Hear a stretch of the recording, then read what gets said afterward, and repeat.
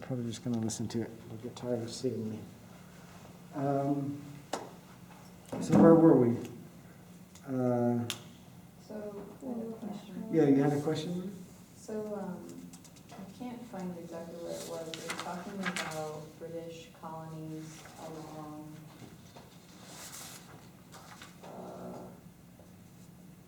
was it parts of Yemen and Oman, and then coming up between Kuwait and UAE? Yeah.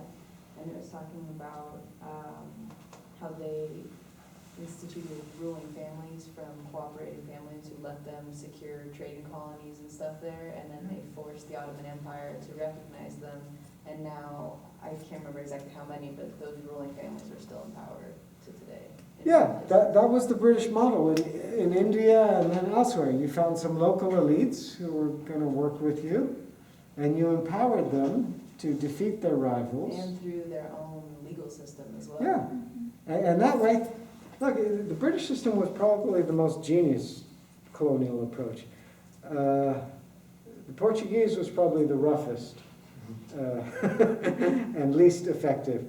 The Portuguese approach was probably down here most of all. And you look at their former colonies like Angola and Mozambique, and they're not shining success stories. The French were somewhere in the middle, but the British came in and tried to use pre-existing traditions, leaders that they would find, the semblance of a rational legal system, and they're just going to be behind there as the indirect rulers, but really calling all the shots. And it was remarkably effective for a very long time. And, you know, we shouldn't pretend that it had no beneficial effects on the colonies. We spoke about many of the advancements and so forth. But this takes us to the last thing I wanted to say on colonialism in general, which is, if you haven't seen it somewhere else, I just wanted to introduce you to the three general perspectives on the developing world and colonialism. Where should I draw? I think this is aiming here. Hi, camera. I'm trying to remember there's a camera. I didn't use a lot of swear words earlier, did I? Since I'm recording.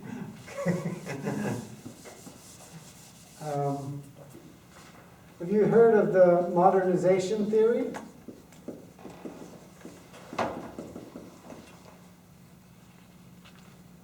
Do you have someone? Yeah. I mean, modernization theory is based the idea that if you try to make other countries more modernized and more industrialized and like go for open borders and free market, it works. Yeah. And it's something that you can explore. And the basic idea here is that the developing world can modernize the way the first world did. The wealthy industrialized countries of Europe and North America and Australia and New Zealand, they can do it, but they can do it faster with the help of the more advanced countries. So back to the Monty Python video of what have the Romans done for us. You provide all this help, so you provide technology and assistance for a linear progress and change in the old society. And they eventually copy you, they advance materially, become more efficient, become capitalists like you. You give them technology for oil exploration, which will let them extract oil resources and sell it and make money. They wouldn't have produced oil without your investment from those companies, those big infrastructure projects. The Suez Canal would not have been built without the know-how and engineering capacity of, and those canal transit fees provide all kinds of revenues for Egypt. Egypt today has three main sources of revenue. The Suez Canal, the limited oil and gas it has in the Sinai Peninsula, and tourism. The tourism not so good anymore. So those are the big three for Egypt. And then the fourth one would be the agriculture, but it's limited. So in the modernization paradigm, you do all this, and the analogy is like an airplane. The developed rich world is flying high, and they can lower down a hook, in the famous words of one theorist called Rostow, to help the airplane that represents the poorer countries, catch the hook and take off and make high cruising altitude speed. Nicole? So just kind of like some clarification on this. So under the modernization theory, is there anything that talks about how, like, once they have some of the technology, they can possibly like surpass other developed or? Sure. There's all kinds of optimism for following this route and with the help and so forth. The sky's the limit, so to speak. And part of the modernization theory has two assumptions here. One is that the old society, what's called the traditional society, is kind of static and unchanging until modernization starts. And so modernization has to go in and destroy the old circular patterns. We'll get to the criticism. But the circular patterns are, you're not farming to invest or anything. It's subsistence agriculture. You're doing what your ancestors did, following the old familiar patterns and rhythms, and society is unchanging. You can expect to live life much as your great-grandfather and mother did, and their great-grandfather and mother, blah, blah.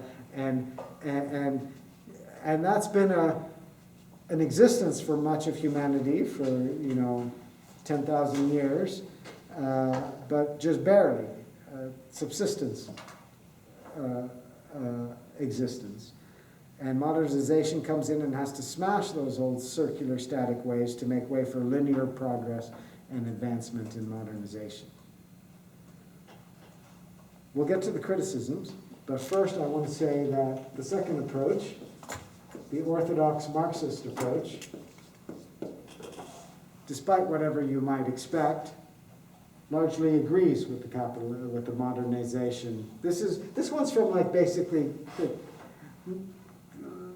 neoliberal capitalist kind of perspective. The orthodox Marxist approach largely agrees with it. Isn't it moving past capitalism eventually though? Right.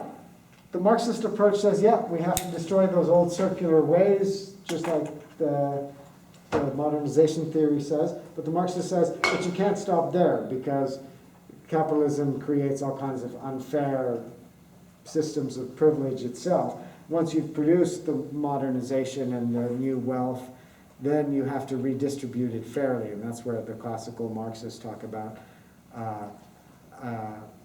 local bourgeoisies that either have a developmental mission for their country, that really want to improve it, or a kind of rapacious local bourgeoisie that just wants to be a comprador elite, a kind of ally with the rich countries that wants to enrich itself and screw the rest of your population. And they say the different outcomes in former colonies, say Taiwan versus Zimbabwe, depend on the kind of elite, local elite you have. One that cares about the future of their country, or one that just cares about enriching themselves. Okay? That's kind of, in a very quick nutshell, the orthodox Marxist view. But they agree that the old patterns have to be destroyed. And the third approach comes from the Marxist view, but differs from it radically. And that's the dependency approach. On the dependency approach, that's actually kind of what happened with neocolonialism, and whenever countries couldn't really manage themselves, they called back bureaucrats saying, hey, we need you to overlook our economic situation because we can't. Well, the dependency theorists are going to say that's not an accident. They say the whole system was rigged to begin with, and instead of an airplane analogy, it's a ladder analogy where the rich world is on the top of the ladder and the developing world can't possibly climb the ladder because the rich world's in the way and actively keeping them down. And that the so-called traditional world is in no way traditional. Africa in the 1800s is nothing like it was, whichever part of Africa, well, the west coast of Africa, is nothing like it was in the 1300s. Penetrations from slavery, slave trading corsairs and others have wrecked indigenous societies. There have been all kinds of changes that developed there naturally on their own, and then colonial penetration and rule have radically changed these societies. These are not traditional societies.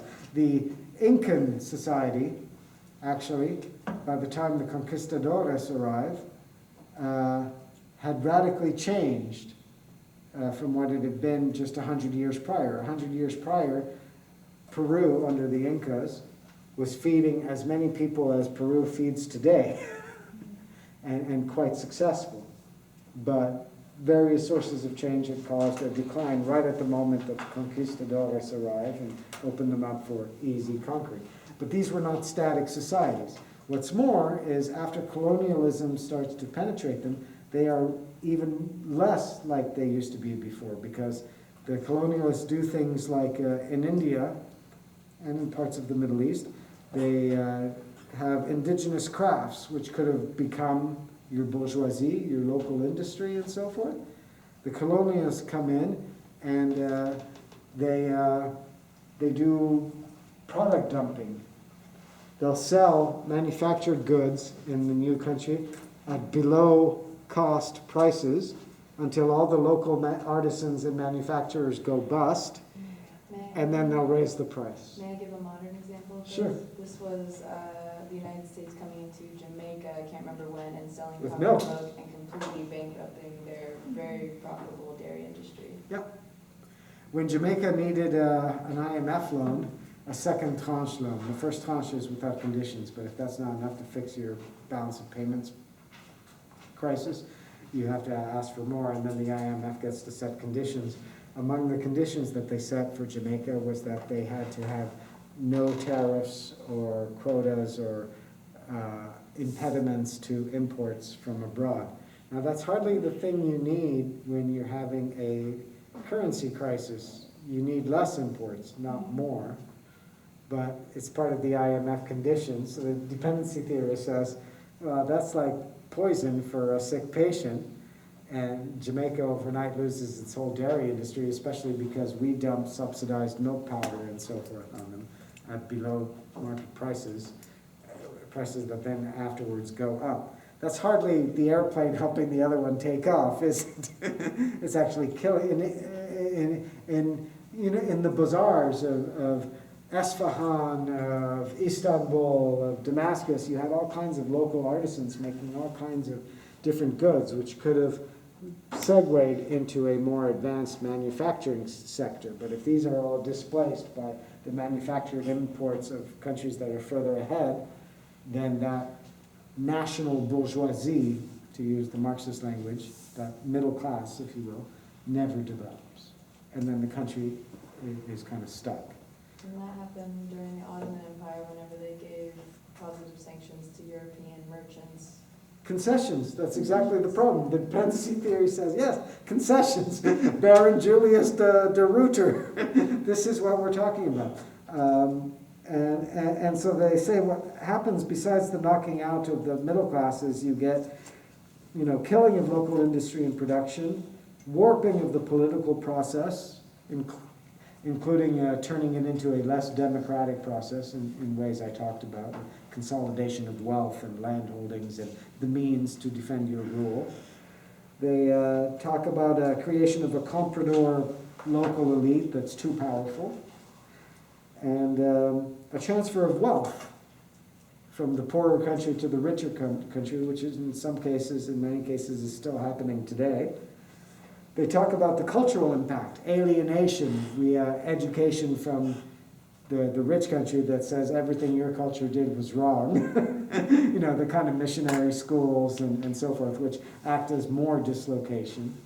There's a book by a Nigerian author talking about this process in Nigeria by Chinua Achebe called Things Fall Apart.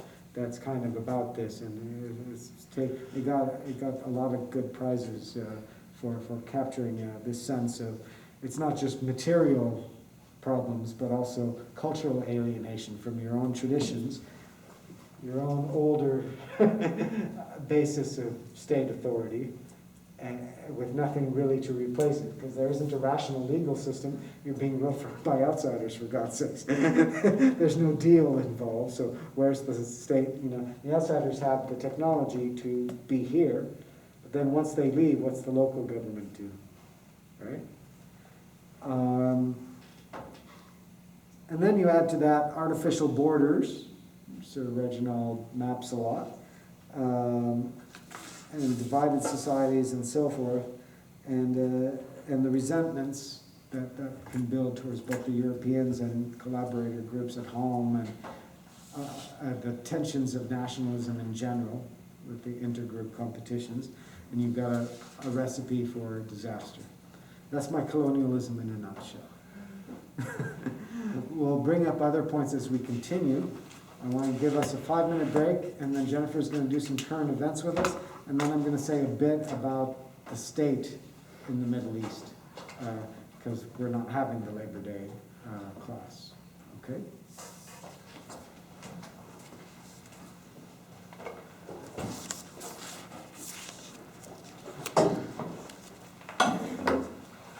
Do you need the computer? Yeah, I have different maps and pictures that are on it. Do you know the system of how to turn it on? I just need my Google Drive, so you can Okay. your map. Google Drive. I might still be logged in, but you can log in. I don't think I need it again, so you can do something.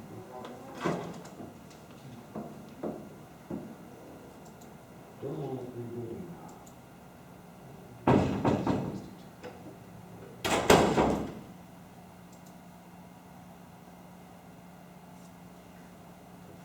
Good.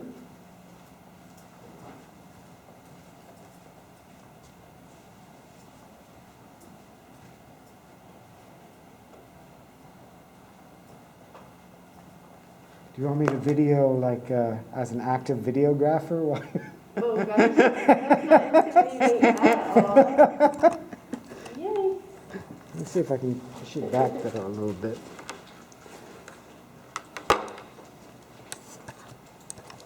Maybe I can at least put this here though.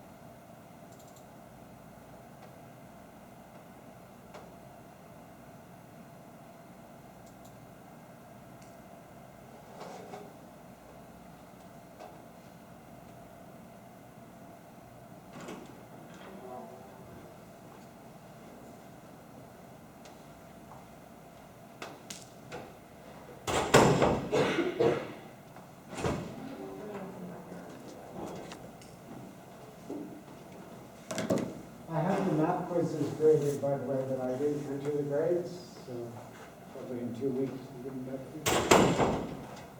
Everyone did fine, or very fine. Let me pause this for a sec, actually.